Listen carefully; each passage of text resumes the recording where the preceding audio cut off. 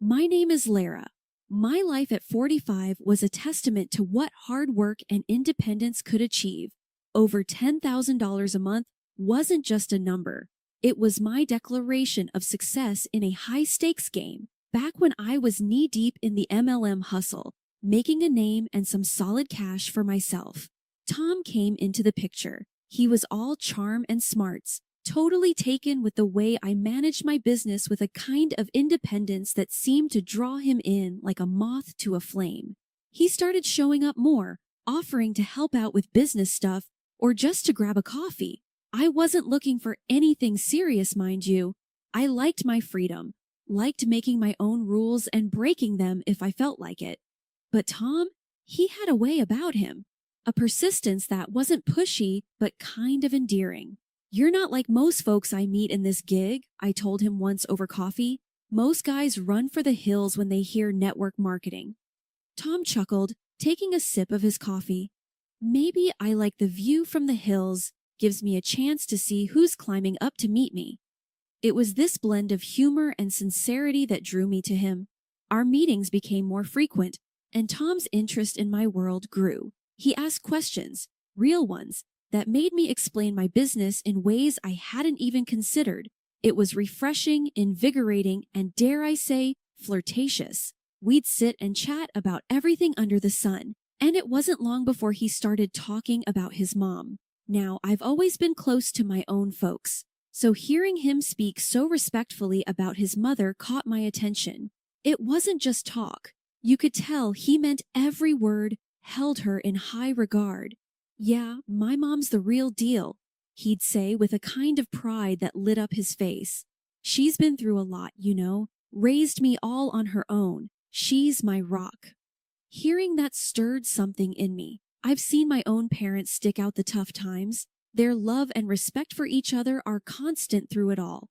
I guess that's what got me seeing Tom in a new light. So when he asked me to marry him, it wasn't the grand gesture or the promise of a life of ease that got me to say yes. It was the simple, honest love he had for his family.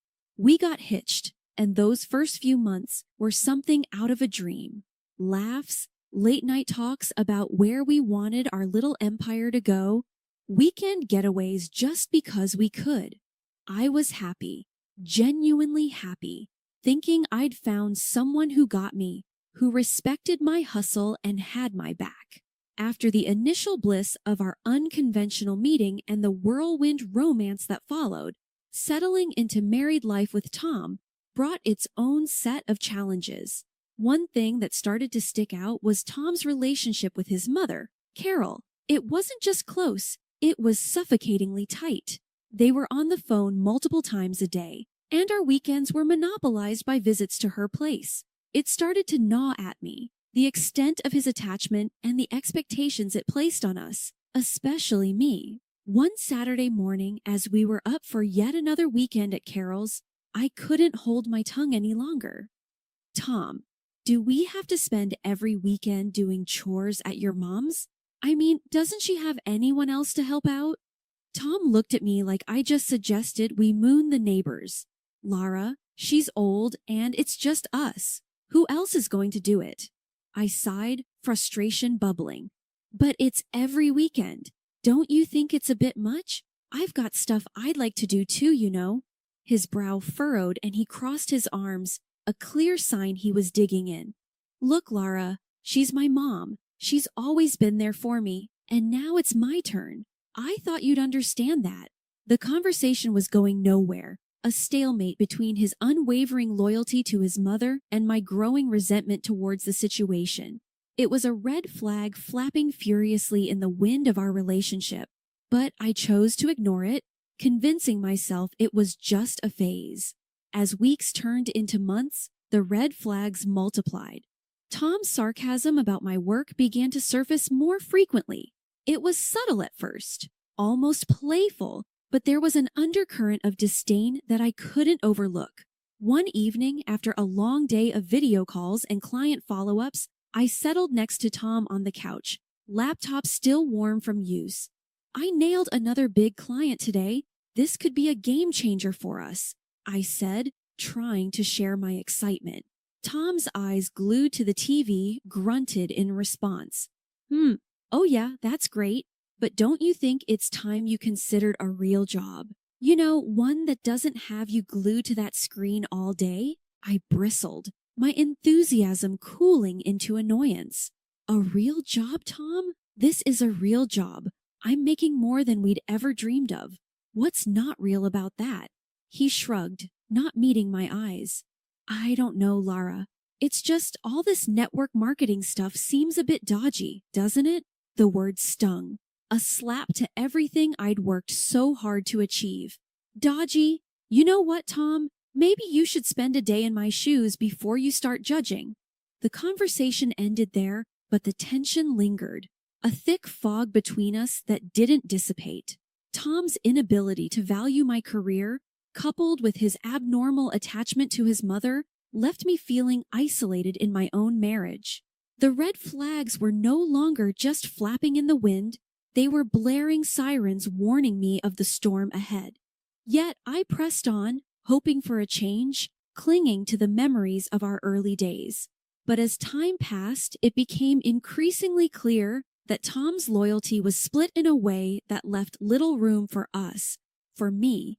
The endless weekends at Carol's, my mother-in-law's place, had turned from a mild inconvenience into a full-blown chore. Every visit was the same routine. Sit at the dining table, nod along to Carol's lectures on housekeeping and the importance of saving every penny, and watch Tom hang on to every word. She said as gospel. It was like stepping back in time, and I was wearing fins. One such afternoon, as Carol went on about the virtues of homemade meals over eating out, Tom chimed in, his voice laced with that now familiar sarcasm. Yeah, Lara, maybe you should take a page out of Mom's book. All that time on your computer, and what do you have to show for it? A strange business that no one understands. I felt my cheeks burn, a mix of anger and embarrassment. Tom, we've been over this. My strange business is paying our bills and then some. I'm working, not playing around on the internet. I shot back, shooting a look at Carol, who wore a smug expression. A real job doesn't have you stuck at home all day. It's about getting out there, dealing with real people, not just numbers on a screen, Tom continued, the jab stinging more because it was made in front of Carol, who nodded in agreement as if she had any say in our finances. I bit back the retort on the tip of my tongue, realizing it was futile. Tom was echoing his mother's outdated views, and there was no winning against the united front.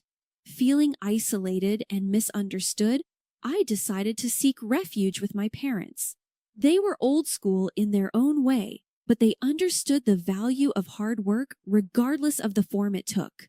Their reaction to Tom's criticisms was a mix of anger and disappointment. Lara, it's clear he's jealous, my dad said, his brow furrowed in concern. Envious because you're succeeding without having to trudge to some office every day. Don't let his insecurities drag you down. My mom nodded, her hand squeezing mine. You're doing amazing, sweetheart. Tom needs to see that. He's supposed to support you, not tear you down. Their words were a balm to my frayed nerves, and with a renewed sense of resolve, I returned home, hoping to clear the air with Tom. But what awaited me was far from the reconciliation I'd hoped for. Tom was livid, pacing the living room like a caged animal. So, you ran to your parents to complain about me, about us, he accused, not even bothering to greet me. I was taken aback by the intensity of his anger. Tom, I needed some perspective. They're my parents. Who else am I supposed to talk to? His laugh was harsh, void of any humor.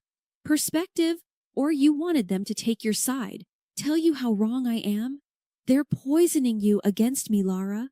That's not true, and you know it, I countered, my own anger rising.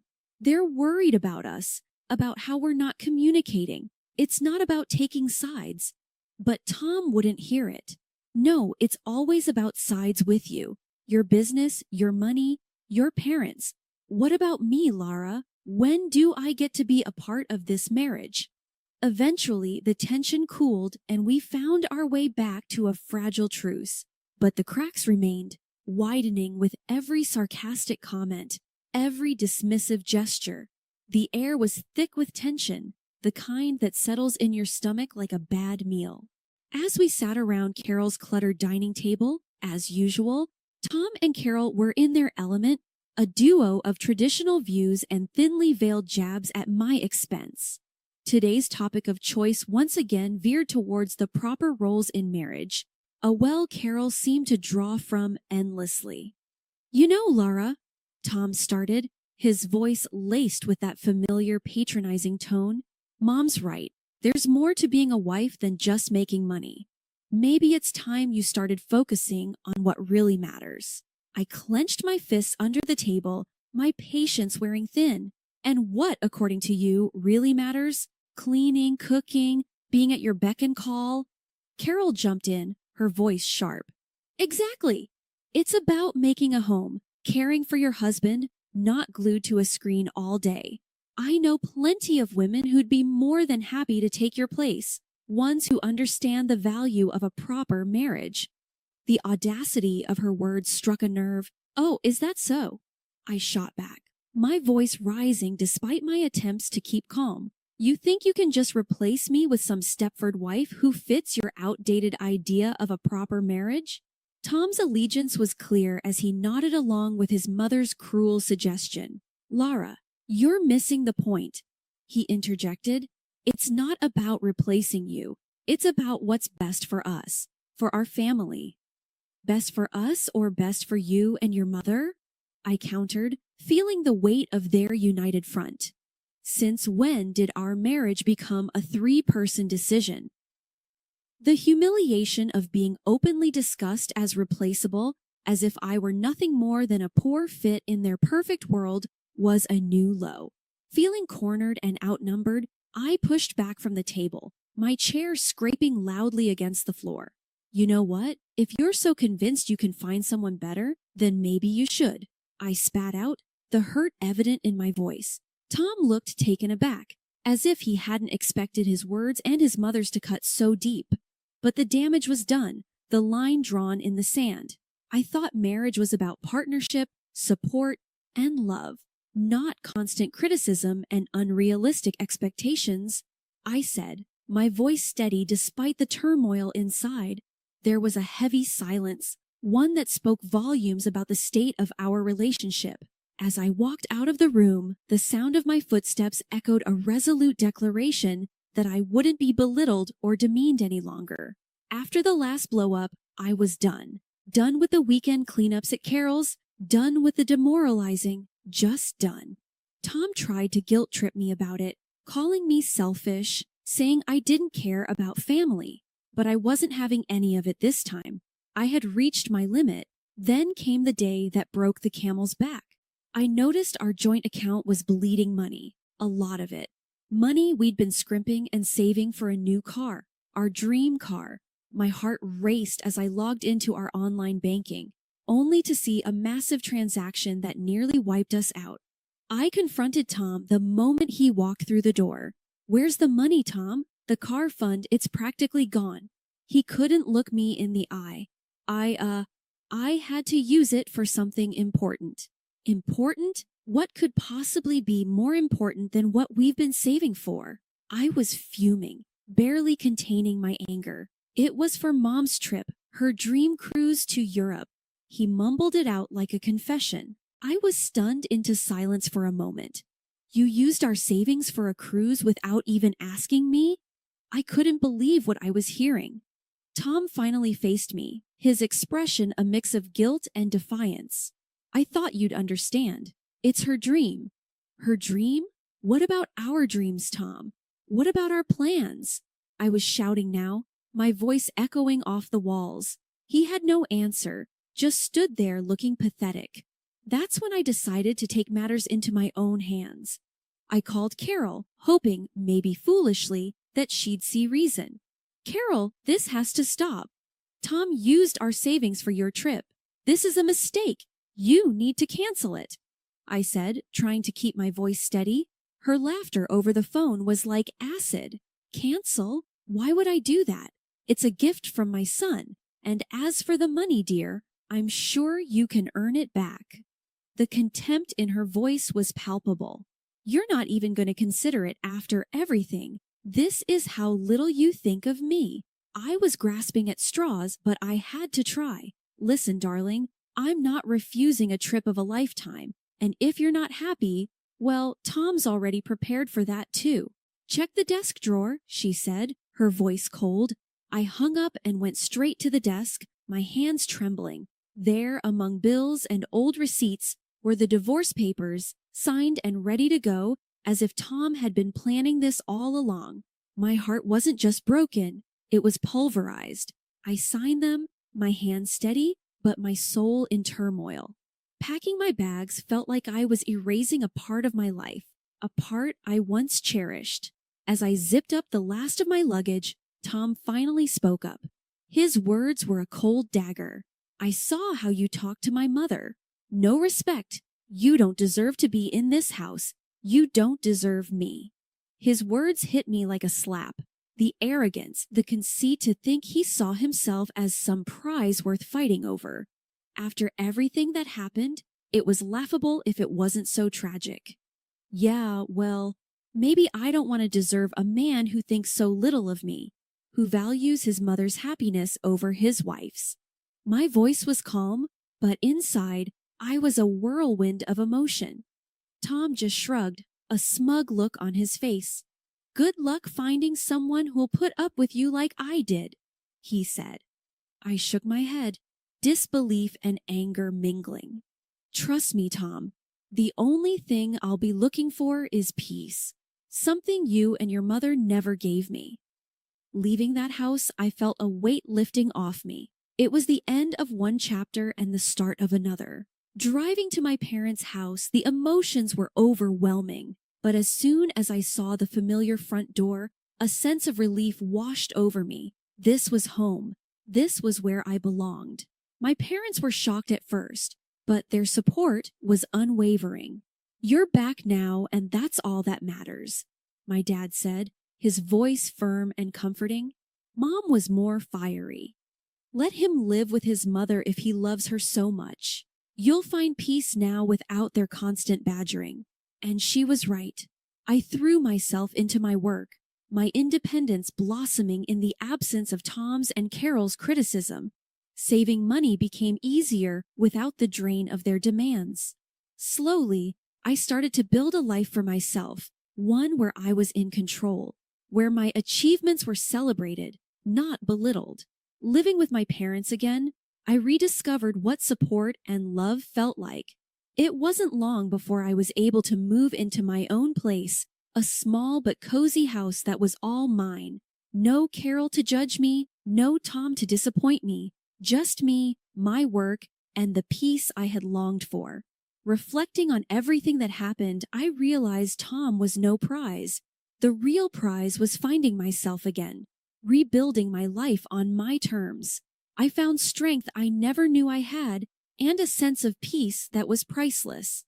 Months had passed since I left Tom and his overbearing mother behind, settling into a rhythm of work, savings, and peace that had long eluded me. My new life was a quiet one, filled with small joys and achievements that were entirely my own. Then, out of the blue, my phone rang with a number I hadn't seen in a while. It was Carol. Hello? My voice was cautious, the old feelings of tension instantly creeping back. Lara, it's Carol. We need your help. Her voice was shaky, a far cry from the competent, often haughty tone I was used to. I was taken aback. My help? Why would you call me after everything? It's Tom, she said, and I could hear the strain in her voice. He's sick, Lara, very sick. Lung cancer. The news hit me harder than I expected. Despite everything, I felt a pang of concern. I'm sorry to hear that, Carol, but why are you telling me this? Because he needs you, Lara. He needs your support, your forgiveness. We need the money for his treatment. You were always the one who managed to pull things together, she pleaded. I was stunned into silence for a moment. The audacity of her request left me speechless. You want my money after you practically pushed me out of your lives? Carol's voice hardened. You can hold on to your grudges, Lara, but this is life and death. You were his wife. Doesn't that mean anything to you? The old Carol was back, it seemed. Being his wife didn't seem to mean much when you two were scheming behind my back. I retorted, my initial shock turning into indignation. Lara, please, I wouldn't be calling if there was any other way. Think of the good times, of what you had with Tom.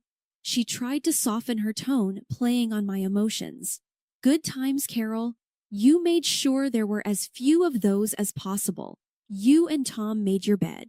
Now you get to lie in it, I said, the years of frustration and hurt fueling my words. There was a pause, and then Carol's voice came through colder and sharper than before. Fine, if that's how you want to play it. But remember, you're turning your back on Tom in his time of need, not me.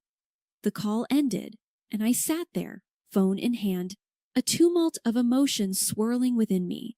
Anger, guilt, sadness, a cocktail of feelings for a man who had chosen his mother over our life together, and for a woman who saw me as nothing more than a bank. In that moment, I realized the true extent of my freedom. I was no longer bound by their expectations, their demands, or their crises. My life was my own, built on my efforts, my sacrifices. The call, unexpected as it was, served as a stark reminder of the life I had left behind, a life filled with manipulation and emotional blackmail. As I put the phone down, a sense of resolve settled over me. My departure from Tom and Carol's lives was not just a physical one. It was an emotional and financial break too. I had moved on, building something that was entirely mine, free from their shadows. I started diving into investments, reading up every book and article I could get my hands on. Slowly, I began to see the fruits of my labor. My world became numbers and trends, a far cry from the emotional turmoil I left behind. Word got around, as it always does, about Tom's worsening condition and how Carol was barely managing. They'd blown through whatever savings they had, living a life far removed from the comfort they once knew. Aunt Carol, ever the martyr in her own story, made sure everyone knew how I abandoned them in their time of need, painting me as the heartless ex-wife. I heard these rumors from Jenna one afternoon over coffee. She hesitated before telling me, probably expecting me to react. But the truth was, I felt nothing but a distant pity for them. Can you believe it, Lara? Carol's out there telling anyone who'll listen about how you left them high and dry, Jenna said, her voice tinged with disbelief. I shrugged, taking a sip of my coffee. Let her talk, Jenna. Her words don't touch me anymore. I've moved on and I'm investing in my future, something they never thought to do. Jenna looked at me, a mix of surprise and admiration in her eyes. You're really over it, aren't you? I mean, completely? I nodded, a smile playing on my lips. Completely. My life's taken a turn for the better since I stopped letting them define my worth. I'm making smart investments, learning more every day. Their opinions, their struggles, they're just echoes of a life I left behind. It was liberating, this feeling of complete detachment from the chaos that once consumed me. The rumors, the pitying glances, they mean nothing now. I was building something lasting, investing in myself and my future. The contrast between my growing stability and their dwindling fortunes was stark, but it was the result of choices we each made. As I continued to expand my knowledge and portfolio, the satisfaction of seeing my investments grow was unmatched. I was proving to myself, more than anyone else, that I could thrive on my own terms. The independence and financial security I was building were my true vindication, far removed from the petty squabbles and desperate gossip of Carol. Making one evening, as I reviewed my investment portfolio, the growth and progress reflected in those numbers filled me with a sense of pride. This was real. tangible proof of my resilience and foresight. The rumors, Carol's bitterness, Tom's struggles, they were just background noise to the symphony of my new life. In this quiet moment of reflection, I realized the true extent of my transformation. I had not only survived the storm, but emerged stronger, wiser, and more determined. My past with Tom and Carol was a chapter closed, a lesson learned, and my future was a canvas I was eager to fill with the colors of success and peace.